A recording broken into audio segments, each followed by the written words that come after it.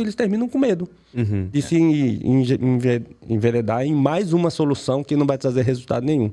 E as empresas de tecnologia estão tendo que fazer um esforço extra, né? De romper essa...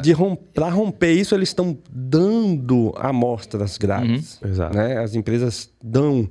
A Infleet tem um processo mesmo que ela faz testes grátis tranquilamente para provar que o seu produto ela termina tendo mais segurança.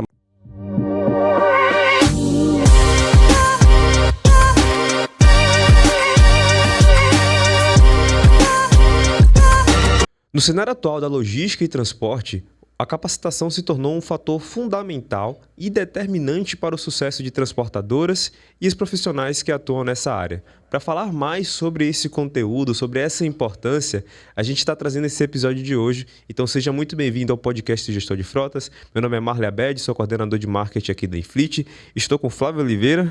Valeu, Marley. Sempre um prazer participar de cada episódio.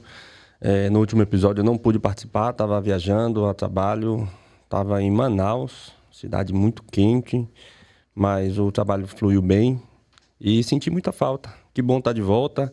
Obrigado pela oportunidade, é sempre bom, sou apaixonado pelo propósito do podcast, que é trazer informação relevante para o gestor de frotas. Espero que esse episódio seja mais um que traga informação que possa trazer muitos insights, muitos pensamentos, muitas direções para você, gestor de frotas. Obrigado pela oportunidade e tamo junto. Perfeito, seja muito bem-vindo de volta, Flávio. Valeu. Então, hoje a gente está aqui com um convidado especial para falar sobre um tema muito importante, né? Que é a capacitação profissional na área de transportes, né? Para transportadoras. Então, antes de a gente passar aqui para o convidado, eu vou pedir para você se inscrever no canal, deixar seu curtir, compartilhar esse conteúdo aí com alguém que seja da área de transportes, que alguém que já trabalha ali com a área de gestão de frotas, que é muito importante que a gente consiga disseminar esse conteúdo relevante que a gente tenta trazer aqui dia após dia. Então, para falar sobre esse tema, eu vou trazer aqui o Eduardo, né, da Forim Academia do Transporte. Então, Eduardo, eu vou passar aqui a fala para você poder se apresentar, falar um pouquinho aí tanto de você e quanto da história também da Forim para todo mundo aqui que ainda não conhece. Maravilha. Bom, antes de mais nada, agradeço aí a Infleet pelo convite, né? Valeu bastante. É muito importante, como foi pontuado pelo Flávio, a questão da capacitação e ter conteúdos de valor para o gestor de frotas, não há dúvida nenhuma, né? E a gente realmente tem uma trajetória na área e eu acho que a gente pode, de alguma forma, trazer alguns insights, trazer algumas reflexões para que a gente possa, com isso, contribuir um pouco para essa caminhada aí, vamos dizer assim, da capacitação e da excelência do setor de transportes no Brasil, né? Bom, como é que começou tudo isso? Meu nome é Eduardo Bastos, né? Eu sou conhecido comercialmente como Professor Bastos, né? Tenho uma trajetória já de cerca de 30 anos, tanto na área empresarial como na área acadêmica, né? Eu sou engenheiro mecânico por formação, tenho um mestrado em administração, tenho um doutorado na área da economia, né? E fui gestor de empresas ao longo desses anos todos, né? Então, nos últimos 5 anos, a gente acabou se dedicando um pouco mais, digamos, na atividade de consultoria e mentoria, né? Ou seja, a gente tem gerado conteúdos específicos no sentido de capacitar os profissionais da área de transportes, né? E de onde surgiu tudo isso? Basicamente, o que motivou a criação da Forim Academia do Transporte foi o fato de que, primeiro, o setor de transportes é um setor bastante amplo, bastante difundido no Brasil, tem uma capitalidade bastante grande e tem algumas estatísticas interessantes, né? Não sei se vocês estão a par disso. Vocês sabem quantas transportadoras, empresas de transporte existem no Brasil na atualidade? Tem mais ou menos uma ideia? Rapaz, eu sei que são muitas. Vamos brincar aqui um pouco? Vamos. Algumas milhares. Vamos chutar aqui alguns números. 10 mil? Eu diria um pouco mais de 100 mil. Bingo. 250 mil. A estimativa é que existam 250 mil empresas de transporte no Brasil. Se você considerar os autônomos, esse número passa de 1 milhão. Né? Ou seja, são cerca de 750 mil autônomos, profissionais autônomos, né, agregados, que atuam no transporte rodoviário de cargas no Brasil. Ou seja, é um setor extremamente relevante, né? E ao mesmo tempo que existem aproximadamente 250 mil transportadoras no Brasil, você tem uma carência muito grande de escolas, de cursos que sejam focados específicos para o setor, que usem a terminologia, o jargão, o linguajar apropriado para o setor. Então, normalmente, digamos, um curso para capacitar vendedores da área de transporte, para ele vender transportes. Normalmente, a pessoa entrava e fazia um curso de vendas.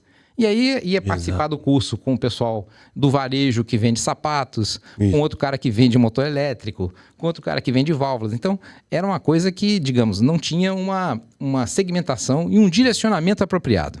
Então, isso para nós foi uma excelente oportunidade. A gente identificou essa oportunidade, né, com essa caminhada já acadêmica aí. Eu fui coordenador de curso de logística, fui professor de curso de logística, de pós-graduações, de MBAs na área. E o Fabiano Nunes, que é o meu sócio, que mora em Belo Horizonte, tem uma caminhada bastante longa na área específica de transportes, né? Trabalhou na Rodonaves, fez consultorias para grandes empresas de transportes. Então, a soma dessas expertises, né? Apesar de nós sermos novos, nós temos apenas 4 anos mais ou menos, a nossa experiência acumulada já soma 50 anos. Ou seja, são 30 de experiência da minha parte e 20 de experiência do Fabiano. Então, a gente, com isso, vem ganhando um espaço interessante, porque várias empresas do Brasil têm nos procurado, não só em Salvador, nós temos clientes em Salvador, mas temos clientes em Minas Gerais, temos clientes no Mato Grosso, temos clientes no sul do país, nos mais variados setores do transporte, né? Mas com um foco bastante grande em transporte e armazenagem, sobretudo, né? Então, eu acho que é bastante oportuno, de fato, a gente tratar desses assuntos, porque o segmento é um segmento que é um pouco conservador, né? Ou seja, a gente percebe um certo conservadorismo no setor de transporte rodoviário de cargas, né? Então, isso faz com que, de alguma maneira, tenha uma certa resistência de empresários, uma certa resistência de colaboradores, no sentido de, digamos, estar aberto às novidades e às evoluções que estão acontecendo aí, né? Sobretudo mediadas pela tecnologia. Então, eu acho que essa é a grande motivação da criação da Forin, né? Ou seja, esse espaço que existe, uma carência de mercado, né? E, digamos, a necessidade premente das empresas e as pessoas se reciclarem. Perfeito. E, historicamente, a gente vê que há sim uma carência gigantesca no setor de transporte com relação a uma capacitação que seja específica. Sim. Né? Porque quem vai trabalhar no financeiro da área de transporte vai fazer um curso de finanças. Quem vai trabalhar quem vai ser motorista vai fazer as habilitações e os cursos de especialização. Os gestores, a gente sabe que o dado é de 80% dos gestores virem de outras áreas, né? Era um motorista que se destacava, era um instrutor que se destacava, aí vai para a gestão de alguma área operacional, vai para a gestão de alguma área de manutenção. E a gente termina vendo que existem muitas carências no setor de transporte com relação a essa capacitação. E essa resistência que o Eduardo falou, o professor Bastos falou, eu vejo também como um certo medo. Não sei se você enxerga assim. Verdade. A gente vê que os proprietários de empresas, os donos, eles passaram tanto tempo sendo abordados com o que a gente chama de saquinho de vento, aquelas soluções mágicas que não levam a lugar nenhum. Eles foram tanto tempo abordados e submetidos a essas soluções que não levam a lugar nenhum, que não trazem resultado nenhum, que hoje eles me parecem muito mais céticos com relação às novas tecnologias do que propriamente... eles entendem que são carentes, mas eles são céticos com qualquer solução que apareça atualmente, porque eles foram abordados historicamente por um monte de soluções que não trazem resultado nenhum. Um falso milagre, na verdade. Não sei se você entende dessa forma, não, concordo, se você viu dessa forma, mas eu também tenho 16 anos trabalhando na área e tenho visto muitos indo somente no básico, porque todas aquelas soluções que foram oferecidas que traziam algum resultado não trouxeram resultado nenhum e eles terminam com medo de se enveredar em mais uma solução que não vai trazer resultado nenhum. E as empresas de tecnologia estão tendo que fazer um esforço extra, né, De romper essa... Para romper isso, eles estão dando amostras grátis. Exato. Né? As empresas dão... A Infleet tem um processo mesmo que ela faz testes grátis tranquilamente para provar que o seu produto ela termina tendo mais segurança, mais economia, maior controle, assertividade. Dá ao gestor de frota muito mais tranquilidade para fazer a gestão de frotas.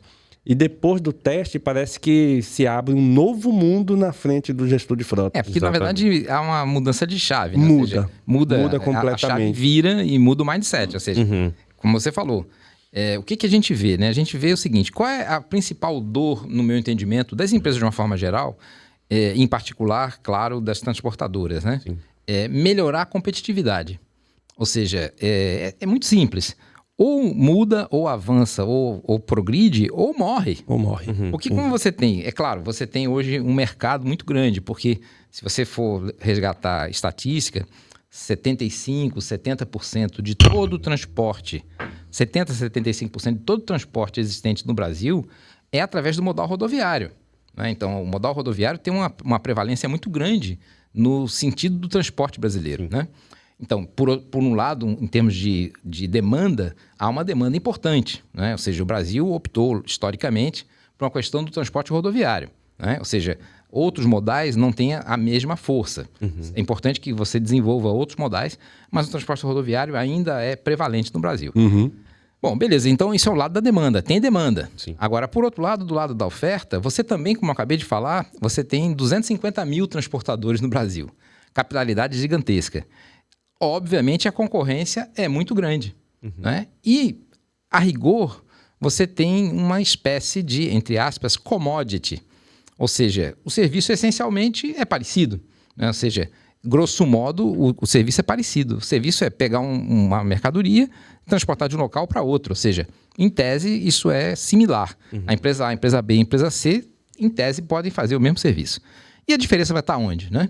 A diferença vai estar exatamente na qualidade desse serviço, na efetividade dele, no atendimento, né? Ou seja, como a empresa atende, como a empresa se relaciona com o seu mercado, que tecnologia ela tem, quanto ela pode ter de efetividade, né? Ou seja, como é que a operação dela pode se garantir do ponto de vista de entrega, do ponto de vista de redução de avarias, do ponto de vista de integridade da carga. Então, isso são diferenciais muito importantes. E mais do que isso, ou seja, tem hoje uma questão de marketing também, onde a empresa tem que se posicionar, ou seja, tem uma velha máxima, né? Por que a gente come o ovo da galinha e não come o ovo da pata, que é maior, mais nutritivo? Por que a gente come o ovo da galinha? Você sabe? Não, Marlon? não sei dizer. Porque a galinha, quando bota ovo, cacareja, pô. Então, o que acontece? Mesmo. A mesma coisa acontece com as empresas. As empresas precisam cacarejar. Significa o quê? Se eu tenho uma transportadora que está fazendo um bom trabalho, que desenvolve um serviço de qualidade, que tem uma assertividade na sua entrega, que tem índices, indicadores que sejam favoráveis, ela tem que comunicar isso ao mercado. Né? Nós temos um exemplo de uma transportadora aqui de Salvador, que é nosso cliente, nós estamos trabalhando com eles há uns 3 anos. Eu não diria que nem mais é consultoria, eu diria que a gente já faz parte do conselho da empresa, né? O conselho de administração da empresa. Essa empresa cresceu bastante nesse período, né? Começou pequenininha, hoje está com área de armazenagem grande, etc., em Valéria. O que acontece? A empresa vem se posicionando no mercado. Ou seja, ela adotou redes sociais, né? Entrou forte nessa área, está se posicionando, remodelou a marca, remodelou o site. Então, são coisas que são essenciais nos dias de hoje. Né? Quando a gente falava do empresário, de alguma forma, alguns empresários, esses 250 mil, terem uma certa resistência à mudança, que foi pontuado por ele também, é verdade, isso aí sem dúvida alguma, precisa mudar. Ou seja, é muito simples. Ou muda ou morre. Ou você vai mudar de fato e vai avançar no ponto de vista de remodelar a sua empresa, né? De você ter novos processos gerenciais, você ter um novo posicionamento de marketing, você tem indicadores de desempenho para você medir efetividade de como a empresa está fazendo as suas entregas, né? E a partir daí você fazer alterações no seu processo gerencial de maneira que você consiga alcançar a excelência. Por isso que o nome do jogo, como eu falava antes, é competitividade. Né? As empresas precisam buscar competitividade, precisam ser mais competitivas. Né? Ou seja, elas precisam sair na frente, porque a concorrência está aí, tem uma oferta grande, verdade, mas hoje não há mais mercados cativos. Sim. E mais ainda, nós temos a entrada de players novos. Então, não vou falar nomes aqui para não fazer propaganda, mas nós temos a entrada de players gigantescos que vêm do exterior, recentemente do Oriente, da China e etc. Estão chegando no Brasil, aliás, já estão implantados no Brasil, ganhando espaço, né? Ou seja, mais ainda é um fator determinante para que as empresas busquem essa reciclagem, busquem se adaptar de maneira a ganhar competitividade. E nesse sentido de novos players chegando, eu estava pensando aqui justamente nisso, né? Sim. Em como o mercado que não muda, ele pode ser simplesmente anulado. Quando a gente entendeu que o Uber chegou no Brasil, os taxistas, quando foram perceber que o Uber chegou no Brasil, eles já estavam na UTI, né? Pedindo socorro, ajuda, pelo amor de Deus, quem faz alguma coisa. E aí houve um momento de transição para que os taxistas pudessem, então, sobreviver juntos, né? Conviver com com esse novo player que chega. E aí, eu vejo que alguns mercados que chegam são extremamente agressivos na competitividade, né? Mas tem um processo meio que, não sei se é a palavra correta, mas canibal. Sim. Surgindo. Porque quando você vê o processo de terceirização de entregas, por exemplo, e aí a gente fala dos autônomos que estão entrando no mercado de transportes, a gente vê aí situações realmente deploráveis, que estão sendo exploradas. Que não geram para as empresas aquilo que você falou, né? Assertividade na entrega, horário, qualidade no serviço, falta de garantia de que a mercadoria vai ser entregue da maneira correta. Sim. Eu acho que as empresas precisam entender que isso está chegando e precisa fazer alguma coisa para alcançar essa competitividade que você falou. Mas os players estão chegando e estão chegando realmente com muita fome. Agora, deixa eu falar uma coisa para você que é interessante, né? Ao longo, quer dizer, até resgatando um pouco aí da parte acadêmica, vamos dizer assim, né? Existe um pensador na área da economia chamado Joseph Schumpeter, que nos idos dos anos 30 do século passado, desenvolveu toda uma teoria com relação à questão da inovação. A inovação como grande motor, digamos, da evolução econômica, né? E ele criou um termo que é basicamente a questão da destruição criativa, né? Ou seja, você quando tem o lançamento de uma tecnologia nova, de uma inovação relevante, você acaba, de alguma forma, destruindo, entre aspas, a indústria que está estabelecida, né? Sobretudo as inovações disruptivas. Elas têm o poder de destruir o status quo, né? Ou seja, o que está estabelecido, ela, entre aspas, destrói aquilo. Então, surgem daí algumas opções, né? Ou seja, ou você vai ser atropelado pela inovação tecnológica, ou você vai ser atropelado por essa evolução e, consequentemente, você vai morrer, ou você vai ter que se adaptar àquilo se reinventando. Então, isso é uma visão, como se fosse, digamos, uma metáfora dos animais até. A empresa ela tem que ter uma visão, as empresas têm que ter uma visão meio de camaleão. Sim, ou seja, tem que ter a capacidade de se adaptar. Então, quando a gente fala lá atrás, eu mencionei a questão de ser competitivo perpassa uma capacidade de adaptação das empresas. Perfeito. Primeiro ponto. Segundo ponto, você pontuou a questão da competição, digamos, acirrada, agressiva. É uma verdade. Agora, quando você tem uma competição agressiva e acirrada, você, por outro lado, tem clientes que vão... claro, tem alguns que só querem preço, isso é um fato. E as empresas, de alguma forma, algumas não conseguem chegar nas condições de preço que alguns players pedem. Verdade. Por outro lado, o que se precisa buscar, isso é um recado importante para as empresas, o que as empresas precisam buscar são aqueles clientes que valorizem serviço prestado, que valorizem qualidade do serviço, que valorizem informação, né? Que valorizem integridade. Então, no mercado você tem inúmeros clientes potenciais, mas as empresas transportadoras precisam identificar dessa lista de clientes, desse potencial de clientes, aqueles que de fato valorizam o serviço prestado, sim, valorizam o valor agregado, né? E, consequentemente, as empresas podem se posicionar nesse sentido, né? será que para uma empresa vale a pena ter qualquer cliente em qualquer condição? Eu diria que não. Uma empresa, ela precisa ser competitiva, sem dúvida alguma, mas ela tem que identificar o que convém a ela. O que ela está capacitada nesse momento para entregar. Né? Então, isso aí tem até uma técnica que define-se o chamado ICP, que é o perfil de cliente ideal, e a partir daí você se posiciona no mercado. Né? Ou seja, eu vou fazer o quê, entregando o quê para quem. Né? Ou seja, isso, em tese, é a essência da estratégia. Sim. Quando você fala de estratégia, estratégia pressupõe que você deixe algumas coisas e opte por outras. Né? Ou seja, são escolhas que vão ser feitas. Né? Então, a empresa, para ela buscar competitividade, ela precisa ter uma visão estratégica.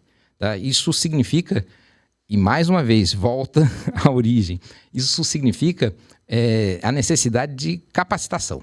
Né? Então, por que é importante ter capacitação? Né? Eu vou resgatar uma frase do Ford fantástica, né? Que é o seguinte: pior do que treinar um funcionário e ver ele sair da empresa é não treinar o funcionário e vê-lo ficar. Então, é pior você ter o cara que não está treinado na sua empresa. É muito pior. Então, vale a pena treinar? Claro que vale a pena. Mesmo que essa pessoa saia depois. Isso aí é um fator bastante limitante de algumas empresas no sentido, para que eu vou treinar se o cara vai sair? Então, primeiro, a empresa de alguma forma tem um papel social, grosso modo, no sentido de capacitar pessoas também. Né? Isso aí ela vai contribuir para a sociedade. Mas, porque se essa pessoa que acabou de ser capacitada, passou por treinamentos, ficar na empresa por algum tempo, ela já está contribuindo por si só, pela melhoria da empresa, pelo avanço das entregas, pelo progresso da empresa. Então, essa visão precisa ser, de alguma forma, disseminada. Vale a pena investir em treinamento. Treinamento não pode ser entendido como custo, e sim como investimento. Né? E investimento, por si só, em que pese você ter, em alguns momentos, digamos, um retorno mais rápido, a gente tem que ter uma visão de longo prazo. Né? Que eu vou investir para ter o retorno desse investimento ao longo de 6 meses, 1 ano, 2 anos. Né? Então, esse é um desafio muito grande. A própria agenda ESG, ela vai cobrar isso das empresas e, de certa forma, vai pressionar esses mercados mais agressivos que não cumprem essa agenda a se adequar melhor ao que a agenda ESG exige. Exige no mundo. O comprometimento social das empresas, ele está sendo cada vez mais cobrado. É verdade. Eu diria que essa agenda de ESG, ela ainda não chegou plenamente no setor de transportes. Falta muito. Isso aí ainda tem um impacto grande, tá?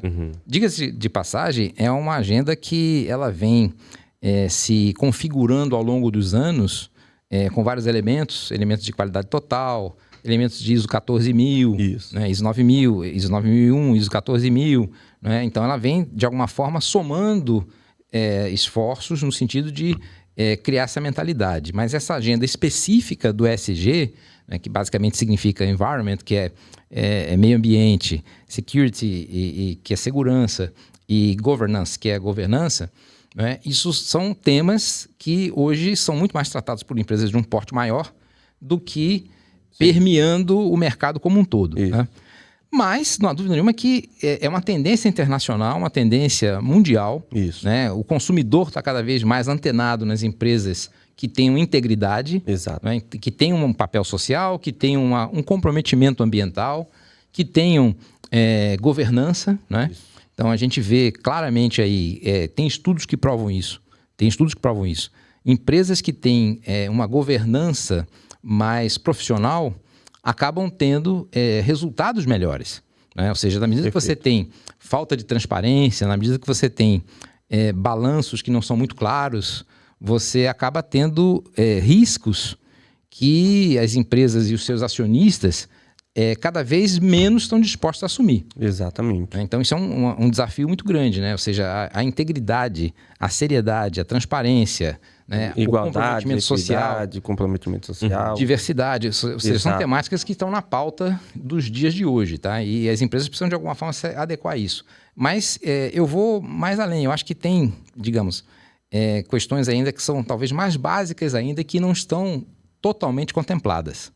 Né? Então, por exemplo, a gente hoje tem um trabalho que a gente faz muito forte, que é um redimensionamento, um redirecionamento da área comercial das empresas de transportes, né? Então, uma coisa que tem sido muito frequente, a gente vê vendedores que atuam na área de transportes fazendo tudo.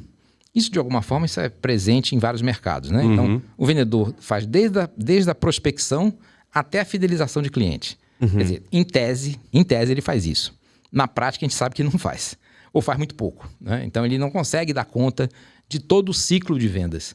O funil de vendas, enfim, as fases da venda englobam desde a identificação de clientes potenciais, isso que perpassa a prospecção, até a fidelização deles, o encantamento deles. Pós-venda. Pós-venda. Então, o vendedor clássico, ele acaba não tendo essa capacidade disso, né? De entregar de fato isso. E tempo também, né? Não tem tempo, não tem, digamos, vocação, não tem perfil comportamental, né? E aí, eis que um dado cara nos Estados Unidos, chamado Aaron Ross, cria uma metodologia chamada Receita Previsível.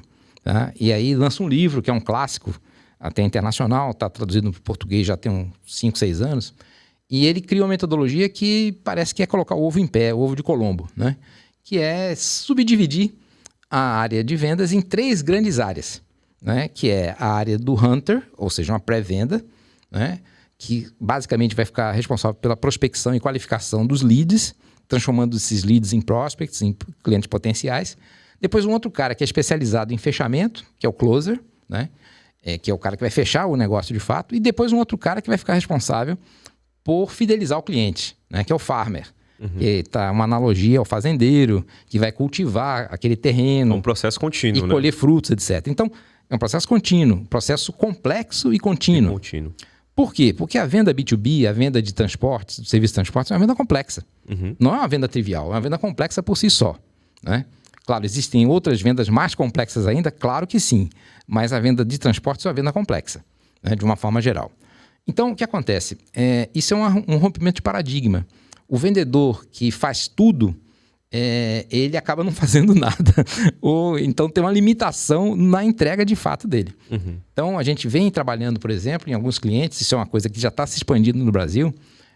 Nós fizemos uma consultoria de 1 ano e meio para uma empresa do Centro-Oeste, muito ligada ao agro, empresa bastante grande, uma referência, inclusive, não posso dizer nomes aqui, mas uma referência no setor, onde ela mudou completamente, saindo daquela visão clássica do vendedor interno e vendedor externo, para uma estruturação de um processo comercial contemplando vendedores hunters, vendedores de pré-venda, vendedores closers para fechar negócios e vendedores farmers para cultivar o relacionamento com os clientes.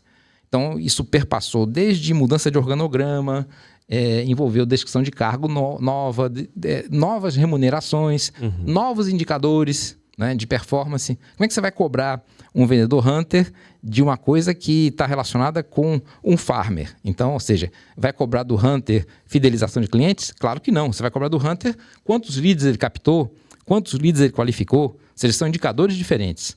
Então, isso faz com que haja um rompimento de uma tradição. Não são todas as empresas que estão abertas a isso. Porém, é o momento de você estar refletindo enquanto empresário sobre isso, né? Ou seja, será que eu estou usando as melhores práticas na minha empresa? Será que eu posso fazer isso, né? O que eu preciso fazer? Que movimento eu preciso fazer no sentido de adotar essas práticas mais modernas, né? Porque ou eu vou renovar minha empresa, ou eu vou perder competitividade e vou tender a morrer. Ou engolido por um grupo internacional que chegou aí com tudo, canibalizando o mercado, jogando tarifas lá para baixo, né? Ou eu vou, digamos, não acompanhar a demanda do mercado, do ponto de vista dos clientes, né? Eu vou ficar fora do jogo. E você tem vários casos aí, inclusive de empresas grandes, que estão fora do jogo. Ou seja, empresas grandes aí, recentemente, inclusive, não faz muito tempo, empresas de grande porte aqui no Brasil, no setor de transportes, que praticamente faliram, né? Então, a prática de dar desconto vai canibalizar a sua empresa e você cada vez vai ficar mais vulnerável. Porque é possível você aumentar a venda de uma empresa e a empresa falir assim mesmo? É possível? O que vocês acham? Você aumentar a venda e a empresa falir? É possível, claro. É possível. Desde que a venda não tenha margem. Não tenha margem. Se você não tiver margem de contribuição, se não tiver lucratividade, ou muito pequena ou negativa, você vai afundar a empresa. Vai vender pra caramba e vai afundar. Então, isso significa o quê? Significa que o gestor, o diretor da empresa, o empresário, tem que acompanhar a lucratividade do negócio dele. Tem que saber ler um DRE, que é um demonstrativo de resultados do exercício. Tem que saber ler um DRE. Tem que saber o que está acontecendo em termos de finanças da sua empresa, de fluxo de caixa. Né? Tem que ter uma visão saudável do ponto de vista de caixa da empresa, né? EBITDA e outros indicadores. Em outras palavras, tem que trabalhar com indicadores. Exato. Tem que trabalhar com um dashboard onde você possa ter uma gestão à vista, né? Utilizar metodologias do tipo Balance Scorecard, onde você tem um conjunto de indicadores que dão o direcionamento estratégico da empresa. Né? Então, essa reflexão é muito importante. Né? E o que a gente vê é que nem todo mundo que está, de fato, na gestão das empresas tem uma formação adequada para tal. Né? Perfeito. Por outro lado, você fazer um MBA é bacana, é legal, é ótimo. Né? Agora, são formações de longo prazo. Né? Então, são formações de 2 anos, 3 anos, 1 ano, 1 ano e meio. Então, isso é uma coisa que foi, digamos, potencializou bastante a nossa atividade da Forin, no sentido de fazer micro treinamentos de curto prazo. 1 semana, 3 dias, né? Ou seja, vamos fazer um treinamento de prospecção de clientes. Pronto. Então, a gente oferece para o mercado um treinamento de prospecção de clientes.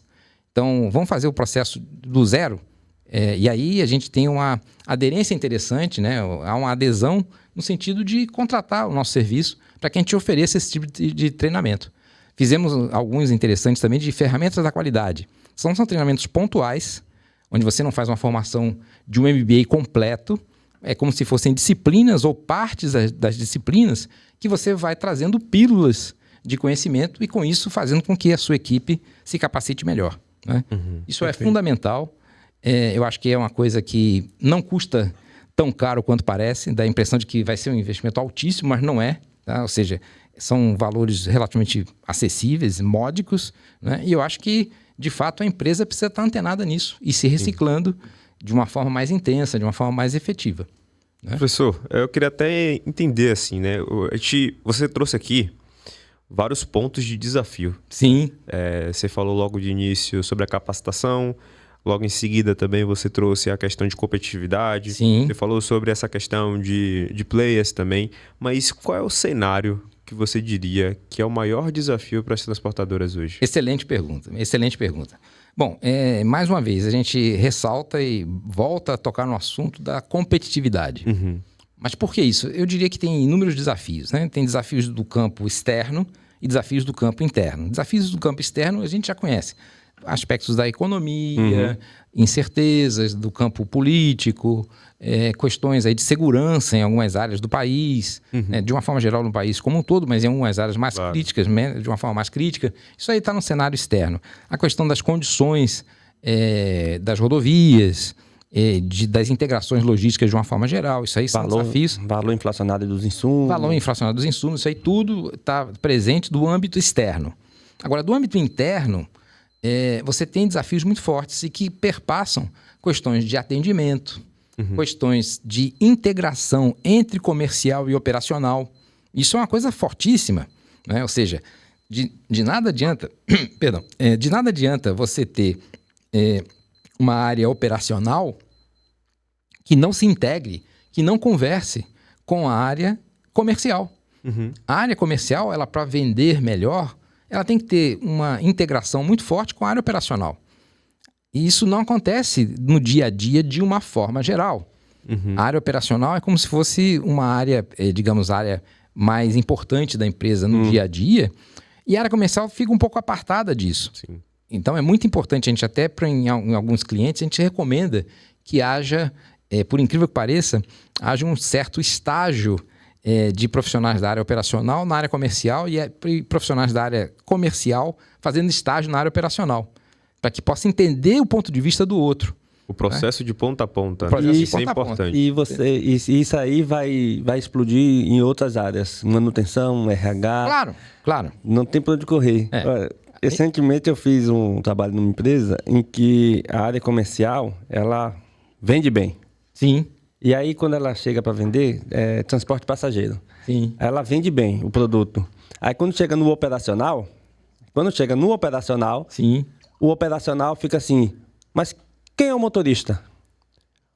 A gente vai precisar de motorista. Aí, aciona o RH. O RH fica louco atrás de mão de obra. Correndo atrás do prejuízo o tempo todo.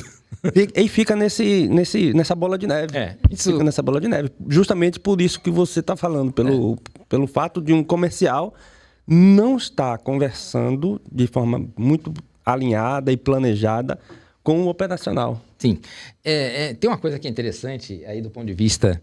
Tem uma coisa que é interessante do ponto de vista da gestão, que é o seguinte, uma empresa ela não é formada de silos, de setores, em que pese você ter departamentos, setores, divisões, etc., você tem isso aí sem dúvida nenhuma, mas você tem, por outro lado, uma visão holística, sistêmica, uma visão processual que perpassa os departamentos.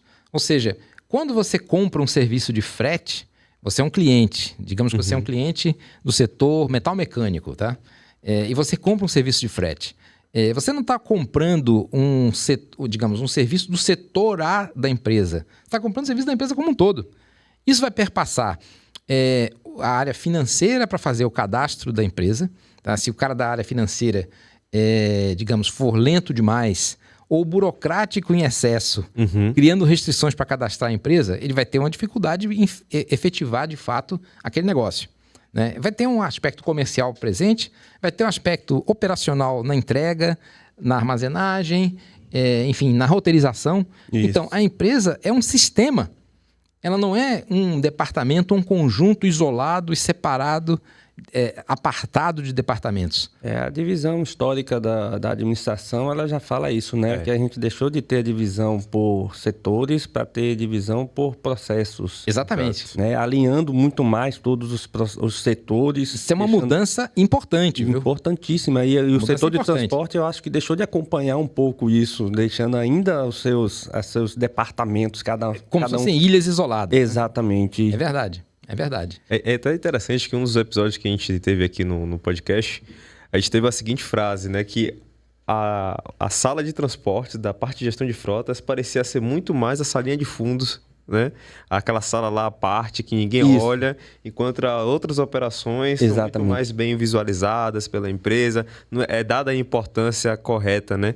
E isso é interessante porque quando a gente olha, foi uma fala muito, muito assertiva que Flávio falou aqui sobre processos, né?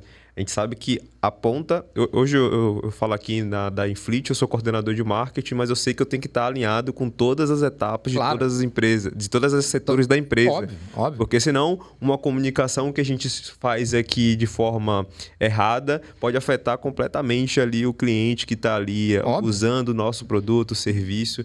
E é importante que a gente esteja alinhado de todas as formas possíveis. E isso acontece em todas as empresas e deveria acontecer mais no setor de transportes, né? Mas isso perpassa, e isso pressupõe uma mudança cultural e que acaba tendo, como eu falei no início, uma certa, claro que não agravando a todos, mas uma certa resistência tanto de alguns empresários como de alguns profissionais do ramo também. Não diria que seja apenas uma questão do empresário em si. Às vezes o colaborador também tem uma certa resistência. Sim.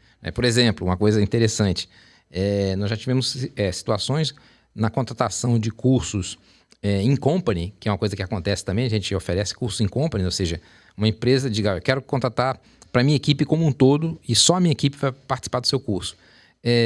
Discussões sobre como é que eu devo fazer o curso. Devo fazer o curso em horário do expediente ou fazer o curso no horário depois do expediente? E havia uma resistência muito grande em fazer o curso por alguns colaboradores no horário após o expediente, achando que teria que ser necessariamente, obrigatoriamente, durante o expediente. Ora, isso nos remete a uma questão muito mais profunda, independente de questões legais, de questões trabalhistas, etc. Mas, poxa, se você, como empresa, está investindo na capacitação do seu colaborador, o cara vai receber um treinamento que acredita-se que seja bom, e ele com isso vai melhorar. E o cara acaba se recusando a fazer o treinamento fora do expediente, à noite, né? Ou seja, isso precisa ter uma mudança de mentalidade. Com certeza. A empresa está investindo no cara. Até porque o conhecimento que ele vai ter, embora a empresa vai usufruir desse conhecimento, vai ficar... É dele. É dele. E quando ele sai da empresa, ele devolve até a farda, mas o conhecimento que ele levou, ele leva com ele, para onde ele for. Isso aumenta uma coisa chamada empregabilidade, né? Ou seja, quanto mais o funcionário, o colaborador está capacitado, mais empregabilidade ele tem. Sim. Então, ele vai juntar no seu currículo uma série de cursos que ele fez. Habilidades, competências, etc. Inclusive, uma coisa interessante. Que competências... eu até visitei o roteiro desse podcast e esse é um dos tópicos que está lá e eu gostaria até de abordar isso aí. Que competências seriam hoje essenciais para o novo colaborador dentro dessa perspectiva tecnológica presente que está aí? Né? Ou seja, que capacidades, né? Que competências são as mais relevantes? Né? Eu diria o seguinte, a primeira delas é a capacidade de se renovar o tempo todo. Né? Ou seja, isso tem um nomezinho, os americanos chamam de lifelong learning, né? A capacidade de você aprender durante a vida toda. Então, isso é um ponto fundamental. Será que eu, enquanto colaborador, eu estou aberto à mudança e estou aberto a me reciclar o tempo inteiro? Será que eu estou aberto a, digamos, eu faço hoje uma tarefa de uma determinada forma. Será que eu estou aberto a fazer amanhã de uma outra forma? Né? Respeitando as boas práticas e introduzindo melhoria contínua, eu estou aberto a isso? Então, isso eu diria que talvez seja uma das principais competências, a capacidade de você aprender e reaprender. Né? Então, isso eu diria que vai ser um ponto fundamental. Isso está ligado a outros aspectos. Né? Por exemplo, a questão de um pensamento sistêmico. A gente falava ainda agora sobre isso. A empresa não é apenas um conjunto de departamentos. A empresa é um sistema onde integra esses departamentos. Mas eles estão ligados a um sistema, né? Estão ligados, entendendo o sistema não como um software, mas como um sistema macro, né? Então, o que acontece? O pensamento sistêmico, o pensamento mais holístico, o pensamento mais abrangente é alguma competência fundamental. O que significa isso? Significa que, como você falou, você deu um exemplo interessantíssimo, Marley. Você acabou de mostrar um pensamento sistêmico na prática. Quando você tem uma ação de marketing, você já pensa no reflexo disso nos demais setores da empresa. Ele também trouxe um exemplo interessante que, digamos, uma decisão na área operacional pode ter um efeito no RH, pode ter um efeito no marketing, pode ter um efeito na venda. Então, a competência do pensamento sistêmico é muito importante. Isso não é uma coisa que seja trivial. Precisa ser desenvolvida, precisa ser incentivada, estimulada. Né? Então, eu diria que é uma competência muito importante. É claro, nós estamos com tecnologias fazendo uma revolução no mundo, né? Seja a chamada Revolução 4.0, perpassando aí inteligência artificial, realidade aumentada, IoT, que é a internet das coisas. Então, isso tudo está cada vez mais presente nas indústrias, nas empresas, e isso, o setor de transportes não é uma ilha que vai ficar isolada disso. Cada vez mais essas revoluções estão entrando no setor de transportes também. Ora, o que vai acontecer? Se o empresário tem resistência e o colaborador tem resistência também, eles vão ser, como eu falei anteriormente, vão ser atropelados por essas tecnologias disruptivas que estão chegando e estão se implantando cada vez mais. O Brasil está até um pouco atrasado em relação a outros países. Com certeza. Mas, de fato, isso está presente. Tá? Então, quais são que outras competências são relevantes? Né? A gente falou a questão, digamos, do aprender o tempo todo, se reciclar, ter essa abertura, né? A questão específica com relação à questão da tecnologia, essa alfabetização tecnológica. Né? Então, hoje tem que ter um conhecimento tecnológico mínimo. Hoje você tem um gestor que não tem uma fundamentação, por exemplo, em BI, em Business Intelligence, fica difícil. Ou seja, o cara ele tem que se reciclar conhecendo minimamente essas tecnologias mais novas, né? Para que ele possa utilizar isso a seu favor. Né? Outro aspecto, a questão do pensamento sistêmico que eu falei, né? Ou seja, você de fato precisa ter essa visão mais abrangente da empresa, percebendo que não está apenas na sua tarefa específica a consequência do seu trabalho, mas que ele tem um efeito sobre a empresa como um todo, né? Da imagem da empresa, do posicionamento da empresa no mercado. Né?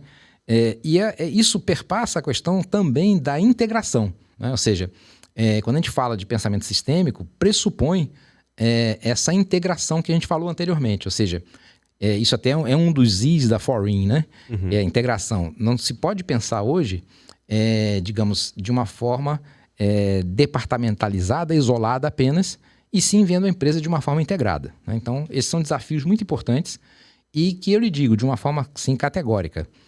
Ou isso vai ser resolvido através da capacitação, né? Ou seja, você ter as pessoas treinadas, capacitadas, se reciclando, né? Abrindo a cabeça, ou as empresas vão quebrar. É simples. Porque tem gente que está fazendo esse dever de casa. É isso. E essas empresas vão ganhar mercado. Eu tenho visto algo acontecendo, não sei se o professor também vê dessa forma. Sim. As empresas, elas têm um histórico familiar, né? As empresas, geralmente, elas passam de pai para os seus filhos, e os filhos, quando assumem o posto, geralmente eles são mais abertos a todas essas mudanças. Ou não. Eu vejo que os filhos às vezes estão mais abertos a isso, e eu vejo eles sofrendo dentro da empresa uma resistência terrível dos gerentes que foram herdados, né? Excelente. Daqueles profissionais que vieram já de longa data, era o profissional que fazia tudo para os pais, é o profissional que tomava conta de tudo, que fez a empresa crescer durante aquele período, e eles terminam ficando algumas vezes reféns daqueles profissionais que não querem mudar, que fazem aquela coisa do mesmo jeito, porque sempre funcionou. Time que tá Gabriela, né? Time que tá ganhando não se mexe, eu nasci assim. E vou morrer assim. E aí a coisa continua. Eu vejo muitos, hoje, filhos que assumem posto, que se tornam reféns e que até gostariam de ter uma mudança, encontram uma resistência terrível. Donos de empresas hoje, filhos que assumem e que muitas vezes querem trazer essas novas tecnologias, como a telemetria, videotelemetria. Sim. Os gestores veem isso como isso só vai me dar trabalho, isso não dá resultado. É caro. Isso aí é caro. Tem muito, é caro. E aí eu vejo alguns filhos de donos sofrendo muito com essa questão de gerentes, gestores históricos dentro de uma empresa, resistindo e às vezes até boicotando algumas soluções como essas que a gente está trazendo aqui. Excelente observação, e isso aí tem tudo a ver, porque nós na Forin já estamos antenados nisso, né? Um dos Is da Forin é o I da inovação. Então nós estamos bastante preocupados com isso, porque nós temos vários clientes, e isso não é novidade, digamos, eu diria que talvez 80%, ou algo muito próximo disso, 70% das empresas que atuam no Brasil são empresas de origem familiar. Isso. Né? E o setor de transportes também, sobretudo o setor de transportes, tem uma presença de empresas familiares muito forte. E aí, diante disso e diante do fato de nós termos alguns clientes que são empresas familiares, nós desenvolvemos um projeto, né, que está sendo aí desenvolvido, não foi lançado oficialmente, mas a gente já pode dar digamos, uma dica, né? Um insight. Spoiler. Um spoiler, a gente pode, faltou o termo, um spoiler, exatamente isso aí. Que é a Escola de Sucessores Online. Tá? Se vocês quiserem depois olhar, www.escolasdesucessoresonline.com.br, já fazendo a propaganda, tá? Ela é uma parceria entre a Forin e uma consultoria especializada em empresas familiares de Fortaleza, no Ceará, chamada Herdares. Essa Herdares tem uma consultora muito conhecida, autora de 4 livros, chamada Aletea Lopes, né, que é uma consultora especializada em empresas familiares. Já teve na sua carteira alguns clientes do setor de transportes. Nós tivemos uma espécie de joint venture, uma parceria de fato, para lançar esse projeto, que a ideia é que a gente possa lançar em 2025. Estamos trabalhando no projeto, que é um programa de capacitação, de capacitações específicas para a segunda e terceira gerações. Perfeito. Quando eu falei lá atrás que ou não, eu brinquei com você falando ou não, porque lembre-se que tem alguns herdeiros que querem ser só herdeiros, não querem assumir o negócio da família. Tá? Então, é por isso que eu falei ou não. Alguns estão, de fato, participando do processo, né? E aí eu diria que eles saem do campo de herdeiros e passam ao campo de sucessores. E aí ele entra na gestão de fato, né? E aí acaba sendo um sucessor. E outros querem ser herdeiros. O cara, por exemplo, meu pai é dono de uma transportadora, que foi fundada pelo meu avô, mas eu quero ser médico. Eu tenho uma carreira no direito, eu sou juiz, eu sou advogado. Então, ele não tem interesse, de fato, em estar no negócio. Ou mais, tem interesse em desenvolver o seu próprio negócio. Às vezes, uma loja, um varejo, uma startup, né? Então, que não necessariamente serão... Tá ligado ao negócio da família. Da família. Mas alguns e muitos têm interesse em dar continuidade. Então, o que a escola de sucessores faz é pegar esse grupo que, de fato, vai dar sucessão à empresa, que vai levar a empresa adiante, né? E capacitá-los. E, para isso, a gente já começa com, digamos, um nível bastante interessante na juventude. Nós não começamos, claro, com 40 anos, isso aí o cara já está já bem formado. A abrangência desse projeto nosso começa com jovens com 18, 20 anos, que estejam fazendo uma faculdade, por exemplo. Pode fazer em paralelo à formação da escola de sucessores, no sentido dele ter uma visão geral, sistêmica, do que é um negócio de transportes. Isso é um projeto bastante interessante. Perfeito. Ele nasceu da realidade nossa de consultorias. Vários clientes nossos têm essa participação e vários clientes nossos, os filhos e netos, estão presentes no negócio, né? Então, a partir disso, é que a gente gerou, então, essa solução com foco exatamente nesse perfil de empresas que tem esse traço familiar, vamos dizer assim, né? Então, eu acho que já temos muita consulta sobre esse projeto, né? E eu acho que tenho certeza que vai, como se fala, vai bombar, porque vai trazer uma solução para o mercado que tem essa demanda, que tem essa carência, né? Então, é bem interessante. Muitos herdeiros têm medo de assumir por conta de ver o sucesso dos pais e de não serem capazes de dar continuidade. Outros são pressionados pelos pais e terminam rejeitando por conta da pressão em si. Eu acho que uma consultoria nesse sentido facilitaria a vida dos pais que querem ver seus filhos sendo seus sucessores e dos filhos também que querem suceder e sem essa pressão, né, contínua. E assusta também, né? Imagina você ver uma empresa toda já formada. Isso. E você tendo que chegar lá e acompanhar e dar conta. Né? Dar conta. Porque normalmente a gente vê esse processo mais gradual. Você vai ali começando aos poucos e tal. O cara às vezes começou a empresa numa garagem, lá na geração, 2 gerações atrás. Uma garagemzinha e tal, começou com um caminhão e tal. Caminhão. Hoje tem 500 caminhões, 1000 caminhões. E aí ele tem que pegar toda a casca, o filho, né, a filha, tem que pegar toda a casca grossa que o pai já desenvolveu. E não é fácil. E dar continuidade. Isso não é fácil, não. É um desafio enorme. E tem uma sutileza nisso aí, tá? Com todo respeito, mas muitas vezes os pais ou avós também têm resistência a que o filho assuma aquilo ali. Sim. Porque eles entendem que o jeito que levou a empresa sair do zero a estar naquele patamar é o jeito certo. E não deve ser mudado. E não necessariamente isso aí é verdadeiro. Eu diria até mais. As competências, as condições que trouxeram a sua empresa lá do passado até a condição de hoje, certamente não serão as mesmas que vão levar a sua empresa para o futuro. Exatamente. Né? Então, isso esse sangue novo, com a devida capacitação, com a devida integração com as gerações, digamos, predecessoras. Isso não tem dúvida nenhuma que dá um caldo bacana, entendeu? Dá uma solução legal. Essa integração entre o profissional mais sênior com o profissional mais júnior é muito legal, porque eles se complementam, né? Hoje em dia você tem questões aí com relação à resiliência, à continuidade, que normalmente a geração Z, por exemplo, tem uma certa dificuldade, não agravando a todos mais uma vez, né? Mas tem uma certa dificuldade que o profissional mais sênior se dá melhor, né, nesse campo. Por outro lado, a questão tecnológica, a questão de abertura à inovação, a questão de, digamos, ter conexões internacionais.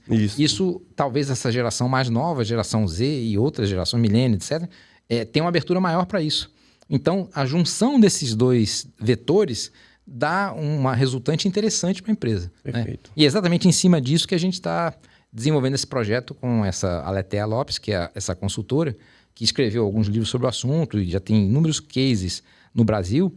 E a gente está, de fato, direcionando para o mercado essa solução nova aí. E eu acho que vai ter assim, uma demanda interessante do nosso ponto de vista. Perfeito. Perfeito. Professor Bastos, Gostei demais do projeto que você, Bacana, obrigado. você trouxe aí. Não só esse, mas a Forim como um todo. Eu acho que é uma escola disruptiva, eu diria, né, de realmente trazer ali a particularidade. A gente está fazendo uma série aqui dentro do podcast que é ser específico falando sobre gestão de frotas em cada setor. E eu acho que falta um pouco mais disso também na questão das academias, nas escolas, sobre gestão, é ser específico, né, e trazer você aqui como convidado, mostrando esse projeto da Forinha, ela é muito interessante, né, porque mostra que tem realmente espaço para as Não tem dúvida pessoas nenhuma. que podem chegar ali até o seu projeto, até a sua empresa e realmente se capacitar. E é ainda melhor que se capacita de forma totalmente ampla, né? A gente vê aqui a parte de vendas, financeira, sucesso do cliente. Exatamente. Né? Operações. Operações. Então, tem essa abrangência que é muito interessante. Então, eu queria agradecer sua presença aqui no episódio de hoje. A gente está chegando no nosso tempo final. Eu acho que foi muito rico para quem estava ouvindo dentro de casa aí. Realmente foi algo que a gente normalmente não traz aqui. Pra mim também foi, viu? Foi bacana. Foi bacana, né? Legal. A gente saiu um pouquinho da nossa zona aqui, que a gente fala mais sobre gestão de frota, sobre tecnologias de gestão de frota, telemetria, videotelemetria. A gente foi um pouco mais amplo. Além. E é bacana porque o gestor de frotas que inicialmente estava ali achando que eu ouvi mais sobre gestão de frota específico. Operação, manutenção, consumo de combustível. Exato. Sim. Pôde abrir mais A visão. a visão, né? Porque principalmente você trouxe essa consciência de que ele precisa também entender as outras áreas, os outros setores. Ele pode pensar de forma mais holística, ele deve pensar de forma mais holística, olhar para o todo, uma visão mais sistêmica. Então, agradecer demais sua presença aqui. Eu que agradeço. Muito obrigado pela oportunidade. Parabéns à Inflit pela iniciativa. Parabéns por vocês conduzirem dessa forma tão profissional, tão bacana. E a mensagem que a gente deixa para o empresário, sobretudo, é como o Ford, né, lá atrás. Não tenha medo de investir na capacitação dos seus colaboradores. Isso é uma coisa que é importante e que vai levar a sua empresa para um outro patamar. Como a gente falava antes, as competências que trouxeram a sua empresa até aqui seguramente não serão as mesmas que vão levar a sua empresa para 2030, 2040, 2050. Né? Então, primeiro ponto, para o empresário, abra sua cabeça, esteja aberto a isso, não assusta, não é? Ou seja, como eu falei antes, hoje os investimentos não são nada assim inalcançável, né? Inviável, são coisas bastante acessíveis, né? São valores, inclusive, acessíveis. Primeiro ponto. E do ponto de vista do colaborador, da mesma forma, tá? Ou seja, é o lifelong learning, ou seja, o aprendizado para toda a vida. É você ter a capacidade, a abertura de estar o tempo inteiro se reciclando, melhorando, né, com a mentalidade de melhoria contínua e aberto ao novo. Então, a mensagem que a gente traz é essa. Muito obrigado mais uma vez, sucesso e estamos juntos. Valeu. Perfeito. Então, pessoal, você que ficou aqui até o final, se inscreva no canal, não deixe de se inscrever no canal, ajuda muita gente aqui a entender que você está gostando do conteúdo. O seu curtir também ele é muito valioso. Deixe seu comentário para a gente entender para quais outros conteúdos a gente pode estar trazendo aqui. E claro, compartilhe esse conteúdo aí com algum amigo, algum colega do seu setor. É isso, muito obrigado, até a próxima. Tchau, tchau.